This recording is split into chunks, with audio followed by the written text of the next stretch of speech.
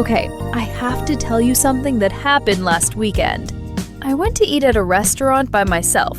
Just me, no friends, no book, no laptop, just me. And a meal. Okay, how was it? Well, I sat down, and the first thing I did, and I did not even decide to do this, I immediately took out my phone and started scrolling. Not because I needed to look at anything, but because sitting at a table alone with nothing in my hands felt wrong. Like I needed a prop. A prop? Like the phone was proof that I had a reason to be there. I was not just some sad person eating alone.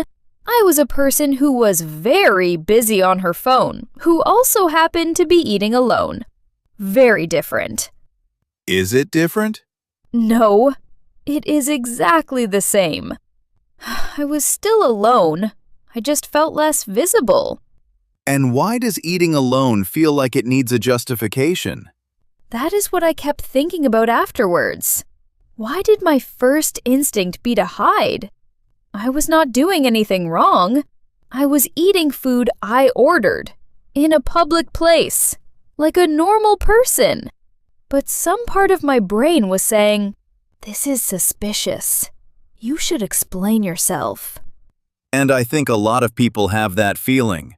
Not just at restaurants, at movies, at coffee shops, traveling, going to events. There is this quiet rule that says you should not be alone in public. And if you are, there should be a reason. A good one. A temporary reason? Like you are waiting for someone. Or you were on a work trip. Or you just needed a break and will be back with your people soon.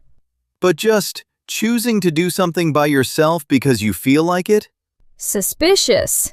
Sad. Something to explain. Where does that rule come from? I genuinely do not know. But it is very specific. Like walking alone, that is fine. Nobody looks at someone walking alone and thinks, "What is wrong with that person?" But eating alone? Going to a movie alone? Suddenly there is something to explain. I think it has to do with activities that are culturally coded as social. Meals are social. Movies are social. Concerts are social. They are things you are supposed to do with other people. So if you are doing them alone, the assumption is that you wanted to do them with people but could not find anyone. Which means something is wrong. Even if the truth is, you just felt like eating that restaurant and did not want to coordinate schedules. Even if you just really wanted to see that movie and no one else was available. Or you wanted to go at your own pace, without having to check if the other person is hungry when you are, or whether they want dessert when you do not, or whether they want to leave before you are finished. There are actually a lot of reasons to do things alone that have nothing to do with not having people to do them with. Which most people have never been given permission to say out loud. Right, because the narrative is, you do things alone when you have no other option, not when you prefer it. Okay, so I want to do something here. I want to go through some specific activities and say honestly, I have done this alone, and here is what it was actually like. Good. Let us start with eating alone. Okay, once I put the phone down, which took me about 10 minutes, I am not going to pretend I was immediately zen about this. Once I actually put it down and just ate my food, it was really nice. I noticed the food more. I looked around the restaurant. I did not have to make conversation while trying to taste what I was eating. I actually enjoyed the meal. Did anyone stare at you? No, absolutely no one cared that I was there. And I think that is also an important thing to say. We imagine this very judgmental audience watching us be alone, but most people at restaurants are very busy eating their own food and having their own conversations. They are not watching you. The audience that makes alone feel uncomfortable is mostly in your own head. Mostly in my own head, yes. What about movies? I went to a movie alone once, a couple of years ago. I almost did not go in. I stood outside for a while and considered leaving because I felt, I do not know, exposed. Like everyone buying popcorn was going to see me and understand that I had no one to go with. And I went in. And it was one of the best movie-going experiences I have ever had. Because I could sit wherever I wanted. I could eat my snacks without worrying about sharing. I could cry at the end without worrying about what my face looked like. I could just watch the movie. without performing enjoyment for anyone else. That is exactly it. When you are with someone, there is this low-level social performance going on. Did they like the movie? Do they want to talk about it? Were they bored? With no one there, I could just experience the thing directly. I think this is actually the underrated part of doing things alone. Not just that you can go at your own pace or choose what you want, but that you are not performing for anyone. You do not have to manage anyone else's experience. You just have yours. And I think for people who do a lot of social performance in their daily lives, people who are always managing how they come across, that feeling of just not having to is genuinely restful. Okay, let us make an important distinction, because I want to be clear about what we are talking about and what we are not. Solitude versus loneliness. Exactly. These two words are very different. Loneliness, L-O-N-E-L-I-N-E-S-S, is the feeling of wanting connection and not having it. It is painful. It is a signal that something you need is missing. Loneliness is not about being alone. You can feel lonely in a room full of people. You can feel lonely in a relationship.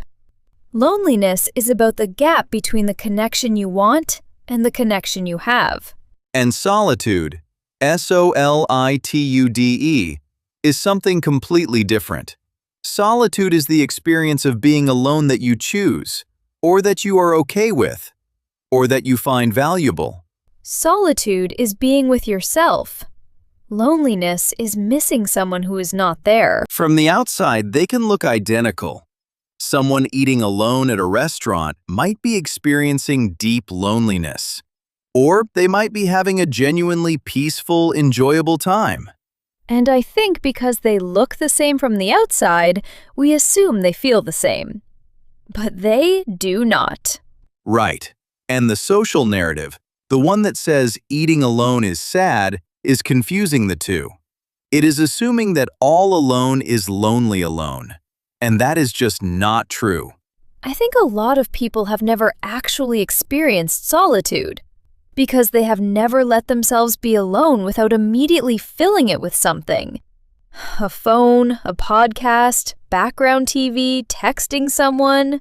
Solitude requires actually being with yourself, which is uncomfortable at first for a lot of people. Very uncomfortable, because when you are alone and quiet, thoughts come up, feelings come up, stuff you have been avoiding comes up. Which is exactly why people fill the silence so quickly. But also, and I say this from experience, if you sit with it long enough, it passes into something calmer.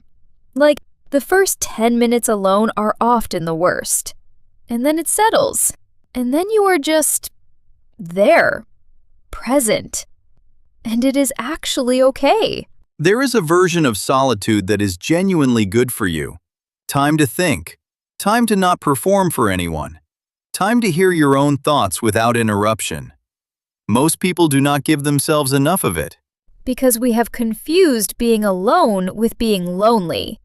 And we spend our whole lives avoiding one when we might actually need the other. Okay, practically. Because I know some people listening to this might feel like doing things alone is awkward or uncomfortable. How do you build the skill? Because I do think it is a skill.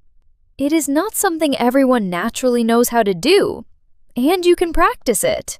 Start with the activities where being alone has the least social stigma. A walk alone. That is the easiest. Nobody thinks anything of a person taking a walk alone. Just go for a walk.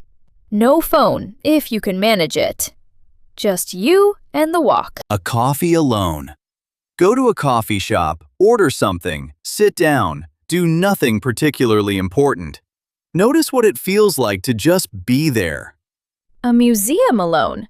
This one is underrated because museums are actually better alone. You can go at exactly your own pace. You can spend 45 minutes in front of one painting if you want. Nobody is waiting for you to move on. And then, when you are more comfortable, try the meal alone, the movie alone, the things that feel more exposed, and see how you actually feel, not how you imagine you will feel. Because I think a lot of the discomfort is anticipatory. You feel strange before you go in, and then you are actually there and it is fine. Or better than fine. You realize the audience in your head was exaggerating. Massively exaggerating. Nobody was watching. One more thing. I want to say this for anyone who is currently going through a period of real loneliness, because I do not want today to feel like we are dismissing that. Loneliness is real. It is painful.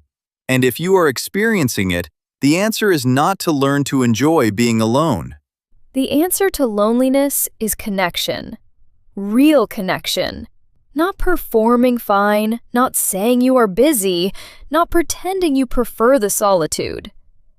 If you are lonely, that is a signal to reach out, to try to find the connection you need. Solitude is for people who have enough connection in their lives and want space from it sometimes. It is not a substitute for connection. These are two different things, and they look the same from the outside, but they feel completely different inside. Know which one you are experiencing, and respond to what is actually happening, not to how it looks. Okay, so this week, try one thing alone. Not a big thing.